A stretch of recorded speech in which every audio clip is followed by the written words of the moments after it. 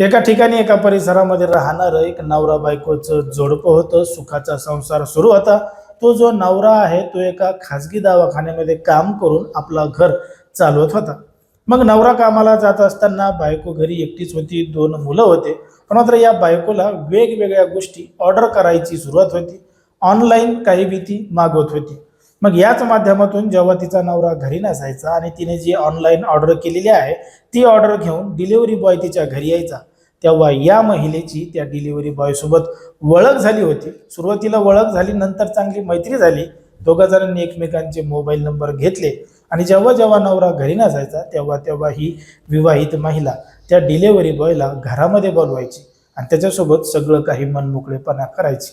आता हा सगळा प्रकार नवऱ्याच्या माघारी मुकाट्या इकडं सर्रासपणाने सुरू होता.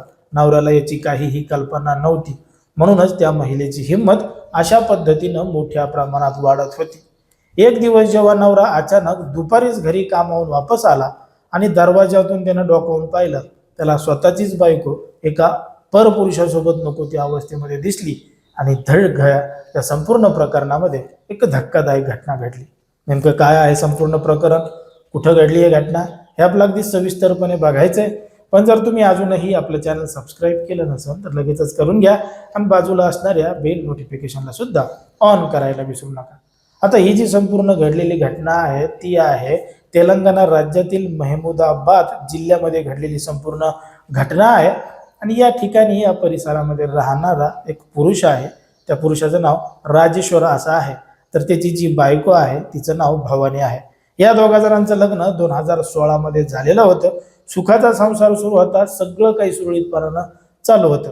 या 10 वर्षाच्या सुखी संसारामध्ये त्यांना 2 मुलं सुद्धा झालेले होते. सगळं आनंद वातावरण होतं.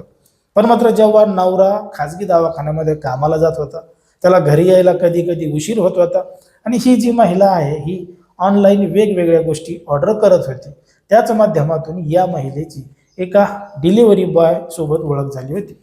सुरुवातीला ओळख झाली, ओळखीचं रूपांतर मैत्रीमध्ये झालं. मग या दोघा जणांची मोबाईलची देवाणघेवाण झाली आणि यांचं बोलणं चालणं हे मोठ्या प्रमाणात सुरू झालं. व्हॉट्सअपवर बोलणं सुरू झालं, कॉलवर बोलणं सुरू झालं, इंस्टाग्रामवर सुद्धा बोलणं सुरू झालं. आणि जेव्हा जेव्हा नवरा घरी नसायचा तेव्हा तेव्हा ही महिला त्या डिलिव्हरी बॉयला घरात बोलवायची आणि त्याच्यासोबतच सगळं काही मनमोकळेपणानं करायची.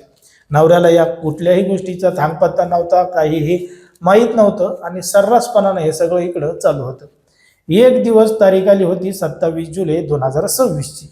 27 जुलै 2026 रोजी जेव्हा नवरा अचानक घरी भर दुपारी वापस आला तेव्हा घरामध्ये पाहिलं त्याची बायको त्या डिलिव्हरी बॉय सोबत नको त्या अवस्थेमध्ये होती. हे सगळं पाहून त्याच्या पायाखालची जमीनच सरकली. त्यानं बायकोला आणि त्याला जाब विचारायला सुरुवात केली. पण मात्र त्यांनी उडवाउडवीची उत्तरं दिली.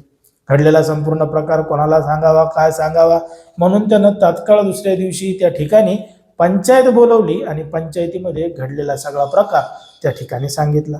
आता पंचायतीमध्ये सगळा प्रकार सांगितल्यानंतर आता त्याला त्याच्यासोबत बायकोसोबत राहायचं नव्हतं. ज्या बायकोनं त्याला धोका दिलाय तिच्यापासून वेगळं व्हायचं होतं असं त्यानं ठरवलेलं होतं.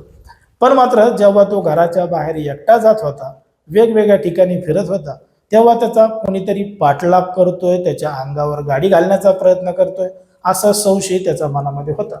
म्हणून त्यानं जेव्हा त्याच्या बायकोचा मोबाईल तपासला तेव्हा त्याच्या बायकोच्या मोबाईलमध्ये त्या महिलेचा जो प्रियकर आहे, भवानीचा जो प्रियकर आहे, त्याच्यासोबत तिनं चॅट केलेलं होतं व्हॉट्सअप आणि इंस्टाग्रामच्या माध्यमातून.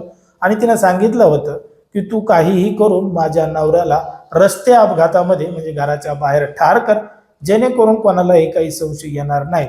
आणि जर तू तसं केलं नाही तर मी माझ्या जीवाचं बरं वाईट करून घेईल अशी धमकी त्या महिलेनं तिच्या प्रियकराला दिली होती. म्हणून तिचा प्रियकर या राजेश्वरचा पाठलाग करत होता आणि त्याला जीवे मारण्याचा प्रयत्न करत होता. अखेर या संपूर्ण प्रकरणाला वैतागून त्या राजेश्वरनं तात्काळ 1 ऑगस्ट रोजी जवळचं पोलीस स्टेशन गाठलं. घडलेलं संपूर्ण प्रकरण सांगितलं की त्याची बायको त्याला अशा पद्धतीनं धोका देते, त्याच्या माघारी दुसऱ्याच्या एका व्यक्तीला घरामध्ये बोलवते, त्याच्यासोबत अशा पद्धतीनं करते. हे सगळं होऊन सुद्धा ती आता त्याच्याच जीवावर उठली आहे, त्यालाच ठार करण्याचा प्लॅन करत आहे असं जेव्हा त्यांना पोलीस ठाण्यामध्ये सांगितलं, पोलिसांनी फक्त तक्रार दाखल करून घेतली, त्याच्यावर अजून काहीही ॲक्शन घेतली नाही असं त्या तक्रारदार पुरुषांना सांगितलेलं आहे की पोलिसांनी अजून काहीही कारवाई केली नाही. पोलिसांनी तात्काळ कारवाई करावी आणि त्यांच्यावर अटक करावी अशी मागणी त्यांना केलेली आहे. पण मात्र ज्या पद्धतीनं अशा पद्धतीच्या घटना सध्या समाजामध्ये, देशामध्ये आणि राज्यामध्ये वाढत चाललेल्या आहेत, याला नेमकी काय काय कारणं आहेत ते तुम्ही अगदी स्पष्टपणे कमेंटमध्ये सांगा. कारण की कोणाच्याही भावना दुखवणं, कोणाचंही मन दुखवणं हा आपला उद्देश नाही. समाजामध्ये जे घडतंय, मीडियामध्ये जे दिसते तेच सांगायचं काम आपण या ठिकाणी करत असतो. लोकांना सावध आणि सतर्क राहण्याचं सुद्धा आवाहन करत असतो.